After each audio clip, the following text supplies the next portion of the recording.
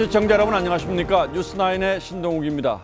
우크라이나 전쟁과 글로벌 경제 위기로 국제 질서가 큰 변화를 겪고 있는 가운데 지금 스페인에선 그 한 축을 주도하는 나토 회원국 정상들이 모여 새로운 전략을 논의하고 있습니다.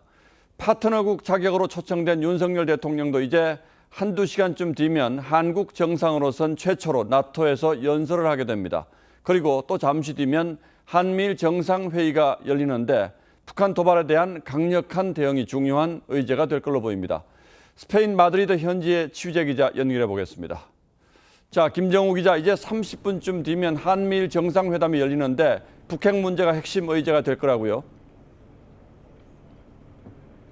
네, 북한의 임박한 핵실험 등 잇따른 도발에 미국의 확장 억제를 강화하고 한미일 세 나라가 공조하는 방안이 논의될 전망입니다.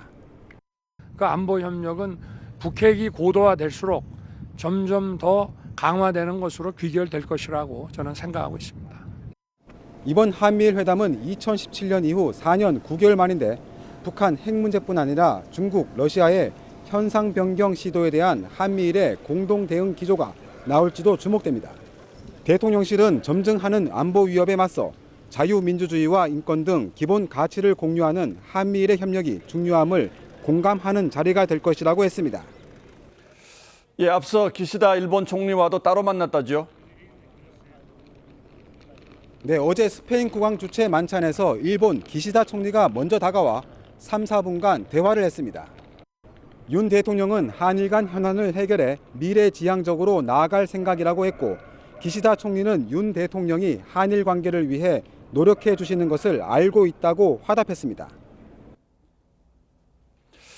예, 나토 정상회의에서 한국 대통령으로서는 처음 연설을 하게 되는데 어떤 내용인지 취재가 좀 됐습니까? 네, 약 3분 분량의 연설을 할 예정인데 저희 취재 결과 나토 동맹 국가의 경제안보 협력 강화와 국제사회의 보편적 가치 규범 수호에 대한 한국의 역할을 강조할 전망입니다. 정치 군사적인 안보에서 공급망을 포함한 이런 경제 안보와 이런 포괄적인 안보로 안보 개념이 지금 바뀌어 가고, 특히 러시아의 우크라이나 침공에 대해서도 언급할 것으로 알려졌습니다. 다만 나토 신전략 개념의 핵심인 중국 안보 위협에 대해선 언급하지 않을 것으로 보입니다. 윤 대통령은 동포간담회와 나토 사무총장과의 회담 등을 한 뒤 내일 귀국길에 오릅니다. 마드리드에서 TV조선 김종우입니다.